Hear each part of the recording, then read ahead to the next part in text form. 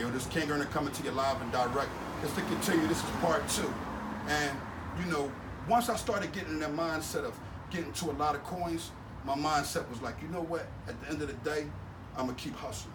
I beat that last case of the shooting, man. I came home. I just didn't take Xanaxes no more. When I stopped taking Xanax, I started getting a lot of money. But I started having to defend the drugs. I started having to, you know, defend the corner. So one day when I come up on Broad and Clearview, some other dudes that I don't know, and one in particular, not to mention no names because that guy's still on the streets, he thought that he was going to bring everybody from his neighborhood through my neighborhood to hustle, and I wasn't having that. So what ended up happening is his man ended up stabbed about 10, 12 times, chasing him all around. Make a long story short, I knew that he thought he was a G. So when he got out the hospital, I slid up on him with a 40 and done him real greasy. Now, when that happened, my mindset was like, I have stepped to a higher level of honor in a negative form. Once I started seeing the respect, I started kind of using it as a stepping stool. You know what I mean? I started going up and down a ladder. But that never made me ignorant or angry to my friends that was around me or people that needed me. I was giving out basically everything. I was the only one in the neighborhood. There was another guy on the other side of the board that had a big truck, but we were the first ones in our neighborhoods with the big trucks, you know? And like I said, the money made me feel like I could never lose. It made me feel that I was gonna always keep going in the right direction. Now, 19 come around and I'm moving, I'm shaking and baking, and I'm getting to a lot of coins. I started seeing that a lot of dudes that had the work was clowns. They were rats, potential rats, suckers, girls. So I began to stop paying for drugs and start allowing them to give them to me, and I can keep it. Now I'm speaking on these things. Remember, they are way over 12, 13 years ago. Long time ago, 97, 98. Y'all know the time, and y'all see it 2000, 2001, 2002. You know, around them areas is when I reigned. Now, my mindset started begin to play Monopoly, and I wanted to put my money in different things and do something that was correct. So what I ended up doing was going after little properties, and that's when everybody had the dollar houses. They failed automatically because I didn't know what the hell I was doing. Now, I kept it pushing, I kept it moving, and I tried to stay clear of violence. But when I lost all my money, when I stopped being able to turn a coin, because all the drama that I was causing, all the things that I was going through once I had hit rock bottom, oh man, it went for the worst, man. Individuals start getting in a position where as though everybody was in trouble. Everybody, not one person was spared unless you were with me. To keep it moving, I wound up getting indicted. And this is the result after the indictment. I was sitting up hunting in the penitentiary doing 6 years. And here come the feds the day I was being discharged. November the 2nd. I could never forget that day. I was trying to play a game with them because I knew I had the detainer on me. I figured that they knew, but they kept saying it wasn't in the computer. So all I wanted to do was get my bus ticket so I can get out the door. But I forgot that during that bid, right? I begged the law that guess what? Don't let me come home until I'm 100% correct. At that door, the federal marshals was there, and I got indicted. Getting indicted was a hell of an experience. Being in the federal penitentiaries was a hell of an experience.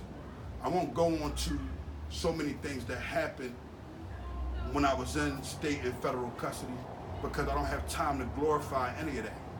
But I will say this to the youth. There is no way in the world that after hearing some of my story, you won't want to change.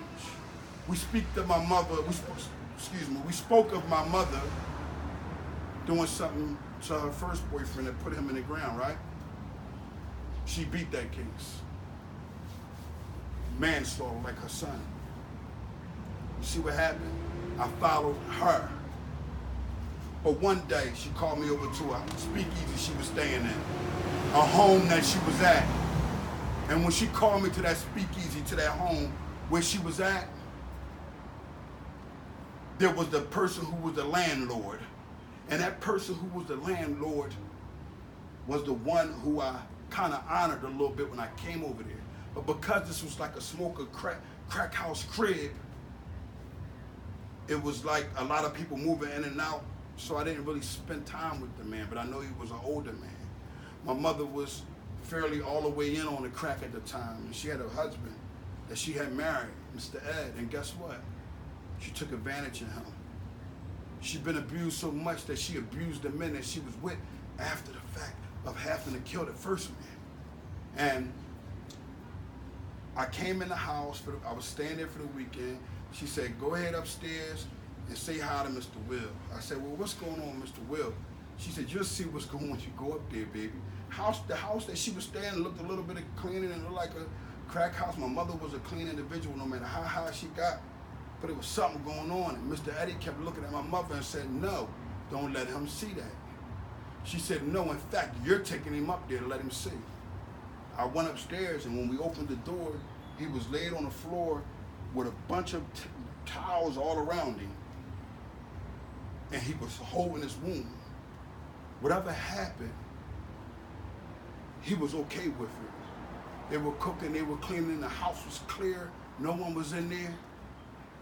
And I couldn't understand. All I could do was stand at the door and look at him. He kept trying to talk to tell me to come in. You know, hey man, he was trying to fake off his pain.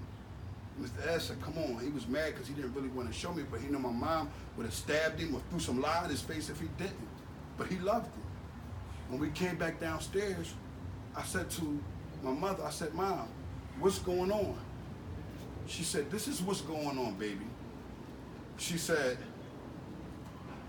he tried to trick me, and you know Mommy never been a trick. I don't care how hard I've been on these drugs or how long, I never done none of these things. She said, but at the end of the day, I don't tolerate disrespect. So I stabbed him. I said, well, Mom, he's bleeding bad. I want to go home. You know, I wanted to leave. She said, you're not leaving. You're going upstairs and you're staying tonight. That Sunday I left. I yelled back, bye, Mr. Will, I'm leaving. No response.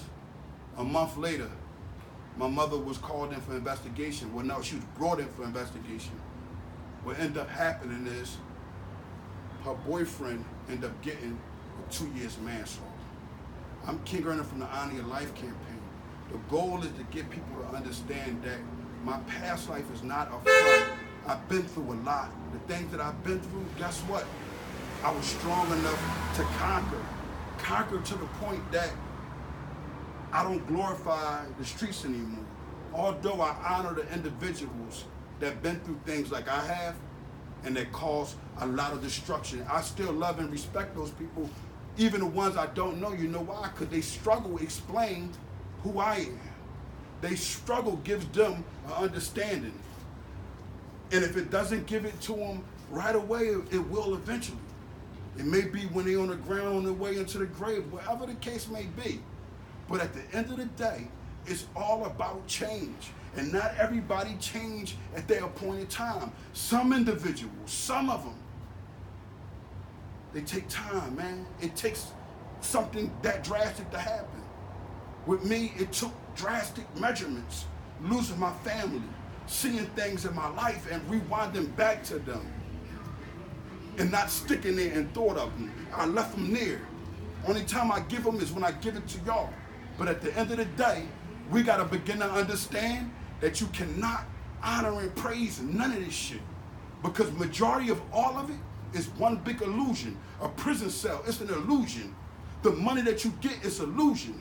Because at the end of the day, you can't keep it. And that prison cell that I said, that's an illusion. And some will say, how is that an illusion? That's one of the realest things in the world. Because guess what? You can be locked up physically and not be there mentally. But you could be out here in the streets, freedom, able to do what you like, free will, and everything possible. And be locked up in your brain and your mentality. I'm Kingearner from the AZIE and ALPO campaign. My goal is to give these youngins some truth, some passion. If you'd have heard that story that I gave you a while ago, you would have heard a little bit of me glorifying it, just an inch, because I was still changing. But now, you hear me trying to get around certain things. I skipped a lot of the negativity that I've done in my life, but I gave you an explanation that I made a mistake and then I killed my best friend fighting with him. And that came from drugs. I gave you the explanation of me doing things that was wrong, but putting my mindset in the right thing. So at the end of the day, you got to begin to understand who you are and what you want and how you're going to go about doing that right thing. Because at the end of the day, if you do not go about doing them things in a correct manner, you're not writing your goals down, you're going to forget them and you're going to miss them each and every time you go at it. I'm Kingearner from the Honor Your Life campaign. Don't glorify my story, because that's some of it. I'm building with y'all. I didn't even give you the inner part of my life. I didn't give you the inner part of my life. But you know what I'm doing now? I'm giving it to y'all. So we all starting to build a relationship here. We're all starting to be a family here. Kingearner live and direct.